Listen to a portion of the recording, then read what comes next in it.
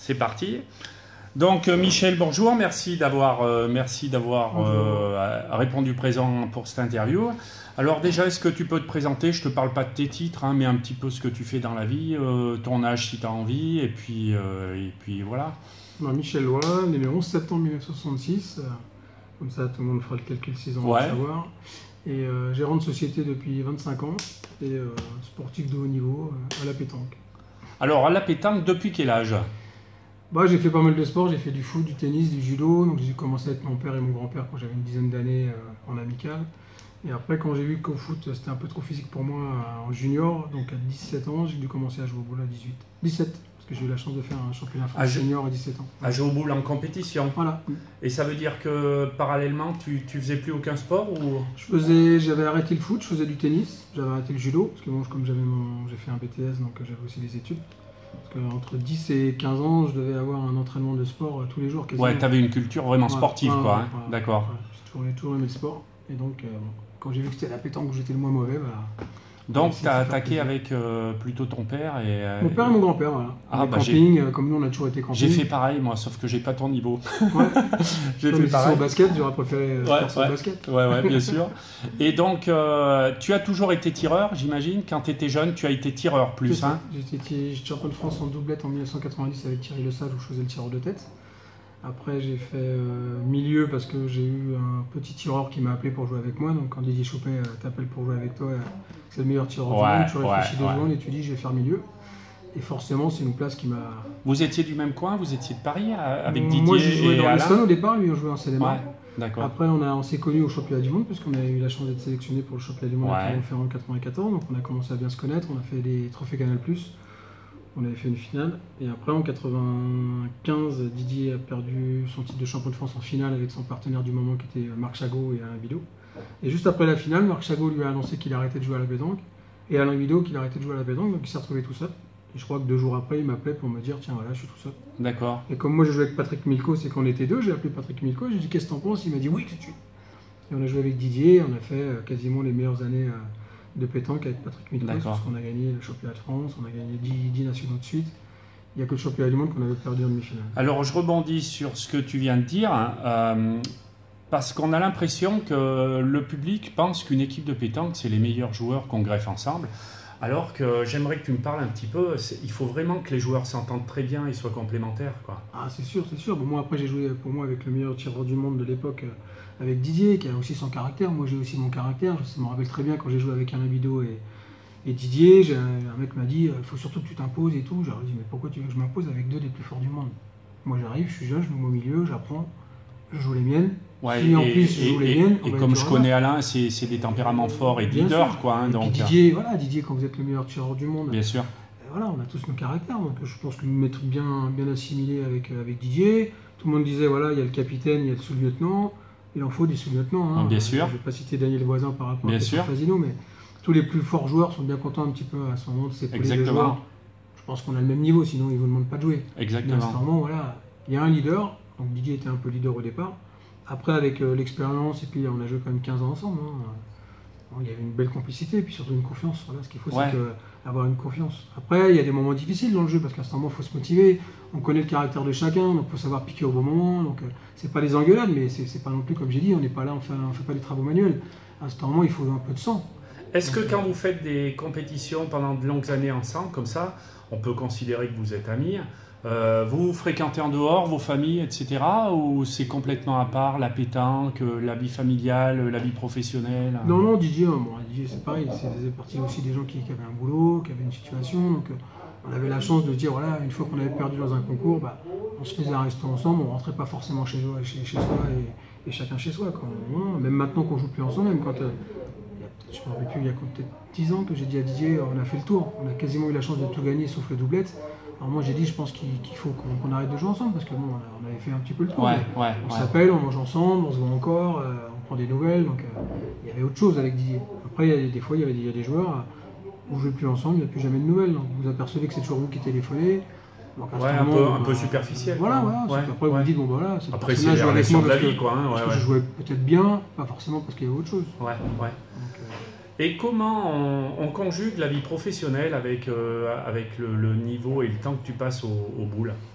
C'est sûr que c'est pas facile. Hein. Bon, maintenant j'ai un peu plus de chance parce que bon, j'ai la chance d'avoir des employés. Donc, j'ai 11 employés. C'est avant que j'ai commencé la boîte avec mes parents, on était 3. Donc là, c'est sûr que dire je vais partir le vendredi, parce que le lundi tu matin. t'étaler un peu sur les routes les week-ends. C'est sûr. En plus, c'était une période où je jouais plus. Bon, après, je faisais aussi des efforts. Hein. Après, il faut faire un choix. Hein. La pétanque, ça ne vous nourrit pas. Moi, j'ai monté ma société grâce à des connaissances de pétanque. C'est ce que je dis maintenant aux jeunes. Si vous respectez tout le monde, à la pétanque, il y a de tout boire. Vous allez voir, moi j'ai connu des gens qui étaient procureurs de la République, milliardaires, vous le voyez en jean, vous avez l'impression que vous allez lui donner 5 francs, mais en attendant, c'est des messieurs. C'est pas parce que ce monsieur joue peut-être un peu moins bien que d'autres qu'il faut. C'est le problème des jeunes. Alors, c'est pas se servir des gens, c'est juste dire, voilà, chacun son truc. Nous, Exactement. on est peut-être à la pétanque, mais ce monsieur-là, il peut t'apporter aussi autre chose. Et si tu montres que tu es une bonne personne, tu as des aides. Et moi, j'ai monté ma boîte, tu as une personne qui m'a reconnu dans un centre commercial, il m'a donné quelques fonds pour commencer. Et 25 ans après, tous les ans, quand mon bilan il est bon, je l'appelle en lui disant merci Jeannot. Peut-être je vais le voir. C'est vachement bien que tu dises ça parce que je pense que ça peut pas donner des idées, mais ça peut éclairer beaucoup de jeunes par rapport à ça, quoi. Après, vous n'avez pas envie en tant que chef d'entreprise. Moi, j'ai jamais pris de pétanqueur pour bosser avec moi. Parce que c'est vrai que la tendance des jeunes, c'est quoi? C'est moi, je vais partir le vendredi. Quand je gagne le lundi, ça veut dire d'aller au boulot. Donc, vous n'avez pas envie d'engager les gens. Tout le monde n'est pas comme ça. Par contre, le jour où vous avez la chance de vous faire engager, faut jouer le jeu, parce qu'à ce moment, voilà, il y a le patron qui est joueur de boules, mais le patron. Et le boulot, c'est le boulot. Hein. La trame, c'est le boulot. Peut-être que j'arrive quand même, je suis encore sportif de haut niveau en équipe de France, c'est aussi parce que j'ai pas d'obligation de résultat le week-end, c'est juste un plaisir. Alors, même si des fois des gens ils jouent contre moi, nous on est là pour se faire plaisir, et je vais, et nous, on se fait pas plaisir. Bien sûr. Moi, je ne cours pas le cachet. Je vais là où j'ai envie d'être, parce que je sais que je suis bien reçu, parce que je fais plaisir aux gens en étant là, mais j'y vais pas en disant tiens ce concours-là il y a 10 000 vainqueurs, là-bas il y en a 4, je vais là où il y a 10. Non, si je sens que je suis bien reçu, je vais là où les gens sont contents de me voir. Je vais poser une question un petit peu dont tout le monde parle, mais on n'a jamais trop de réponses. Est-ce que quand on a ton niveau, on joue souvent avec des payeurs? Moi après c'est comme j'ai dit, moi je comprends ceux qui font ça, parce que malheureusement maintenant il y a de moins en moins d'argent à gagner, il y a de moins en moins d'invitations. Ouais. Les gens ils pensent qu'on gagne beaucoup, mais quand vous faites, là c'est pas trop loin pour être chez moi, j'ai 400 bandes, c'est 800 km aller-retour. Mais quand vous avez l'invitation, entre guillemets, où vous avez l'hôtel et entre guillemets le restaurant, ok d'accord. Mais quand vous avez une voiture, moi je préférais qu'on me donne, là c'est ce qui se passe cette année, on a une petite enveloppe. Maintenant j'ai 52 ans, je suis avec ma femme, voilà, je me fais plaisir, je préfère être dans un hôtel sympathique, à côté des magasins où elle va se faire plaisir. Oui, ça continue. Ouais. Donc après l'histoire des payeurs, moi ça n'a jamais été trop mon truc. Et je m'étais toujours dit, tant que je suis en équipe de France, parce que les sélections sont dures à avoir, je ne peux pas concevoir qu'on puisse avoir le beurre, l'argent du beurre, etc., etc. Donc moi, si j'avais été coach ou alors à la fédération, à ce moment, il y aurait des choses que je n'aurais pas acceptées. Parce qu'on ne peut pas vous dire, oui, mais tu as vu, c'est un sport amateur, c'est normal qu'il est là, qu'il est là. Alors oui, d'accord, mais alors tous ceux qui font l'effort de faire équipe de France, d'aller faire dans tous les concours à droite à gauche, il faut que les jeunes ils comprennent que les sélections, ça se mérite, mais aussi que tout le monde est plus ou moins sur le même plan. Alors après, vous avez les meilleurs joueurs du monde, c'est impossible de les enlever, mais il y a d'autres compétitions qui se méritent. Concrètement, Michel, on ne peut pas vivre de la pétanque tout de suite, mis à part être le meilleur... Quand j'étais étudiant, par exemple, moi j'avais arrêté le foot, j'étais étudiant, j'ai réussi à faire des vacances, je partais 2 mois, 2 mois et demi, mes parents, des fois, ma mère elle faisait le compte parce que je faisais des concours et ça me payait mes vacances. Ouais. Donc ça peut améliorer l'ordinaire. Par contre, de se dire, voilà, je vais au bout de gagner mon argent, moi dans ma tête, par contre, voilà, comme j'ai dit il y a 5 minutes, c'est qu'à ce moment, ça peut nous amener socialement une évolution possible. Ouais, parce qu'on rend compte de tout. Et moi, une fois, j'ai acheté un magasin, j'avais pas d'argent. J'ai un pote qui était PDG du Crédit Mutuel, je l'ai appelé, il me faut tant d'argent. Avec tes connaissances. J'ai eu le crédit, et à côté de ça, ça vous fait avancer. Bien sûr. Mais en respectant les gens. Okay. Et le fait des payeurs, moi, encore une fois, je ne crache pas sur ceux qui le font, parce que ça fait des années qu'on court, entre guillemets, que ça court le cachet, et qu'on gagne du petit argent. C'est pas avec ça que vous faites construire une maison, que vous achetez une voiture, etc. Maintenant, ça évolue un peu, grâce à la fédération qui nous a fait aussi passer sportif de haut niveau. On a des avantages, des mairies qui vous prennent, des congés payés, enfin des RTT. Donc ils arrivent à avoir 40-45 jours pendant juillet-août, où là il y a beaucoup de concours et tous les jours ils peuvent jouer. Ouais, et puis à chacun sa passion. Moi je veux dire, moi j'ai un très bon copain que tu dois connaître qui jouait avec Christian. Oui, t'as dû le voir. C'est un super pote à moi. Bon, lui il a commencé comme ça, il a mis parce que c'est sa passion. Et autant il y en a qui se foutent de lui, moi je dis à chacun son plaisir et on met l'argent où on veut. Sûrement, s'il y en a qui préfèrent aller au casino jouer au poker, exactement. Les femmes, chacun son truc. Moi, et même si le mec il est pas bon, et le mec il progresse forcément en jouant à ces gens-là. Christian, moi je joue, ça m'est arrivé de jouer avec des sponsors. Par contre, je vais essayer de lui apprendre quelque chose. Bah, bien sûr, je vais pas être là en disant, ouais, je vais pas l'engueuler s'il joue mal. Parce que je dis, alors, il faut quoi, sûr. le mec il te casque et en plus il faut qu'il fasse que des bouchons avec des carreaux, il faut être gentil. Il y en a, ils veulent tout. Et je dis, non, tu peux pas. Par contre, quand tu as la chance de le faire avancer, tu respectes quand tu es en demi-finale, même si tu as partagé, parce que tu n'es pas là pour prendre de l'argent, tu es là pour que le mec il se fasse plaisir. Et quand il gagne, il se fait plaisir. Et puis tout le monde est content. Voilà. Tout à fait. Mais c'est vrai que bon là, je sais plus trop combien il y a dans ce concours-là, mais la plupart du temps maintenant, on dépasse rarement les 400 € en partageant, on les a plus. Ouais, je sais, Philippe Suchot, j'avais cette discussion avec lui, il me disait que c'était dur, quoi. Hein. Même avant, il y avait plus de cadeaux pour les joueurs comme vous. Maintenant, il y en a beaucoup moins. C'est ça, il y a plus moins. Et puis bon, quand vous prenez, encore une fois, voilà, j'ai la chance, je suis à mon compte, mais quand vous prenez le vendredi, bon là, c'est les Masters, là, vous prenez mercredi, jeudi. Exactement. Là, je viens de reprendre le boulot, moi. Ouais, c'est chaud. Celui qui bosse, voilà. Donc, il faut que le patron accepte de donner le mercredi, jeudi. Demain, on est là, vendredi, bon, du coup, je ne peux pas le tête à tête parce que voilà, on va essayer de se promener un petit peu et pas jouer tous les jours, mais on est samedi, dimanche. Tout ça, c'est difficile. Donc, Par contre, Michel, ça tombe bien que ton épouse est là. C'est facile, la pétanque et la vie de famille? Moi, j'ai de la chance parce qu'elle m'a toujours suivi, comme elle m'a dit. Elle m'a suivi à la pétanque parce que j'y joue. Parce que sinon, elle est d'Haïti. Haïti, la pétanque, même si elle aimerait que je monte une fédération là-bas, je lui dis calme-toi. Mais c'est vrai qu'elle a toujours été fière, mais elle vient un peu moins qu'à une certaine époque, parce que l'ambiance c'est plus pareil. Il y a beaucoup de rivalité, de jalousie. Bon, nous, voilà, les gens savent que ça se passe pas trop mal pour nous, donc en plus on a l'air de s'entendre, ça fait comme des années. Moi, je connais, je sais pas si on peut comparer ça, mais moi je traînais, donc j'ai joué au basket pendant des années en tant qu'entraîneur-joueur. Moi, ma femme suivait tout le temps, mais il y avait un noyau qui s'était tissé parce que les femmes d'autres joueurs suivaient aussi, etc. Après, on devenait des amis, après on devenait... Et ça fait que c'était pas trop lourd pour les femmes. C'est sûr. Là, par exemple, elle s'entend très bien avec Marie Quintet, donc là, ce week-end, je pense pas que je vais la voir beaucoup pendant ce week-end. Moi, je suis heureux. Moi, j'ai ma passion, je joue là. Je sais qu'elle est bien, elle se promène, je vais pas la faire jouer à 8h. Là, elle est venue là parce que je sais qu'on est un peu à la rue. Au niveau des masters, mais il faut que je te motive pour que tu fasses un résultat et je vais le voir. Mais comme les championnats, parce que tous les championnats du monde, tous les championnats que j'ai fait, elle est toujours là. Par contre, je te préviens, tu es là au championnat du monde, c'est pour faire les boutiques, tu es là du début à la fin. Elle est là du début à la fin. Mais dans un national, même si c'est pas pour minimiser le national, c'est un très beau concours. Et voilà, c'est tous les week-ends. Si je gagne, je serai content, mais ça ne va pas changer entre guillemets le palmarès. Exactement. Par contre, les champs, voilà, donc je dis, fais ta vie, et puis si je gagne 40 €, je t'en donnerai 20. Bon Michel, ça c'est super sympa là que tu te sois un petit peu livré sur ta vie un petit peu perso comme ça en dehors. Et maintenant j'aimerais qu'on parle un peu technique. Bon, alors moi tu es un joueur que j'admire parce que moi aussi je lève les boules. J'essaie de lever les boules, moi j'adore ça. Et toi, tu es un de ceux qui les lèvent les mieux, je ne sais pas si on peut dire au monde, mais tu es un des spécialistes.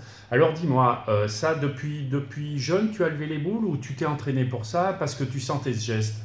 Je crois que dans la famille, on doit être... Parce que mon père, c'est pareil, même il a 76 ans, il fait toujours les... Il commence à jouer plus qu'à une certaine époque, ouais. On a toujours levé, alors est-ce que c'est parce qu'à l'époque, il levait que j'ai fait pareil, mais j'ai commencé donc à 16 ans et demi, j'avais fait le championnat tête-à-tête junior, je m'en rappelle. Et je me revois encore envoyer déjà les boules. Tu l'as levé au ciel déjà, Mais par contre, voilà, ça fait 30 ans que je le fais accroupi. Ça fait 2 ans, j'ai eu la chance de jouer avec Henri Lacroix qui joue d'une telle facilité debout qu'à ce moment je dis putain, tu m'énerves. Moi, je suis accroupi. Honnêtement, à la fin du concours, la fatigue elle est là parce que bon, je mets vachement de temps. Par contre, je sais que je suis plus fort accroupi que debout. Mais d'un autre côté, je laisse tellement moins d'influx debout que dans ma tête, je me dis allez, j'accepte de dire que peut-être je joue à 80% de ce que je pouvais faire accroupi, mais au moins je fatigue un peu moins. Mais là, c'est pour ça que pendant la partie, à un moment, je me suis remis accroupi parce que j'ai commencé à en jouer 2-3 sans mettre le coup de poignet. Et je me suis dit non, et après, bon, je les ai mieux joués. Tout à l'heure, je pense que je vais rester accroupi parce que je pense que voilà, j'étais plus régulier et plus précis. Mais c'est vrai que je suis quasiment un des seuls pendant 30 ans à avoir envoyé accroupi. Le coup de poignet, tu as progressé durant ta carrière ou tu l'as senti tout de suite? Non, je pense que je l'ai senti tout de suite. Est-ce que tu t'entraînes pour ce geste? En fait, non. D'abord, est-ce que tu t'entraînes en général? Non. Pourtant, j'ai un boulodrome Didier Choupet chez moi que ma femme elle m'a fait une année où j'avais un championnat du monde pour que je m'entraîne. Je jette 2-3 boules et puis... Toi, c'est les parties qui t'entraînent. C'est ça. C'est pour ça qu'en général, quand on arrive sur les terrains, comme on le fait souvent, c'est qu'on arrive souvent un petit peu avant et puis on jette beaucoup de boules. Alors les gens disent putain, ceux-là, ils font que ça, mais s'ils savaient... Alors, je te cache pas que je suis un petit peu entre guillemets déçu parce que moi je suis un entraîneur et j'ai tout le temps dit à mes joueurs pour que vous y arriviez, il faut bosser, les gars. Même si vous avez un bras d'or pour shooter, quoi. Faut bosser, c'est pour ça qu'on sait pas quoi dire. Et tu es le deuxième que je vois de haut niveau qui me dit non, bah, je m'entraîne pas. C'est pour ça que pour notre sport, c'est dur à dire parce qu'on devrait pas le dire. Parce que... Mais je sais qu'il y en a qui bossent par contre. Hein. Il y en a qui s'entraînent. Le plus professionnel de tous, on le connaît tous, il est moustachu et il gagne tout. Ouais, bien sûr. Christian, c'est le seul professionnel de la pétanque. C'est-à-dire qu'à ce moment, quand il sait qu'il y a des concours qui arrivent, si c'est selon les terrains qu'il va faire tirer, une anecdote, et un copain qui le connaît à Montluçon, il jetait les boules tout seul dans les rues à Montluçon. Il n'avait pas de terrain, il jetait les boules. Non, c'est pour ça qu'on ne peut que respecter Christian, même si bon, des fois on se prend la tête parce qu'on a le même caractère, mais après c'est grand respect. Et pour moi, c'est quasiment un des seuls qui prépare ses compétitions, donc voilà, il n'y a pas de surprise. Alors ça, c'était au niveau entraînement, j'imagine qu'au niveau entraînement physique, parce que moi, petit pétanqueur que je suis, quand je finis un concours, si j'ai été un petit peu loin, je suis cassé. Donc au niveau conditions physiques, vous devez bosser un peu quand même. Ça par contre, bon, là ça fait quelques mois que j'arrive plus à le faire ce que je fais, mais sinon j'ai une petite salle de sport chez moi où j'essaye de faire une petite heure par jour d'elliptique, donc ça fait travailler les jambes. Ouais. Parce que c'est hyper, en plus quand on voit la température qu'il fait, c'est hyper physique quand même. Bah après c'est un sport malheureusement, c'est pour ça qu'on a du mal des fois à assimiler sport, pareil les gens ils nous voient à la télé, donc ils peuvent comprendre que c'est quand même un sport.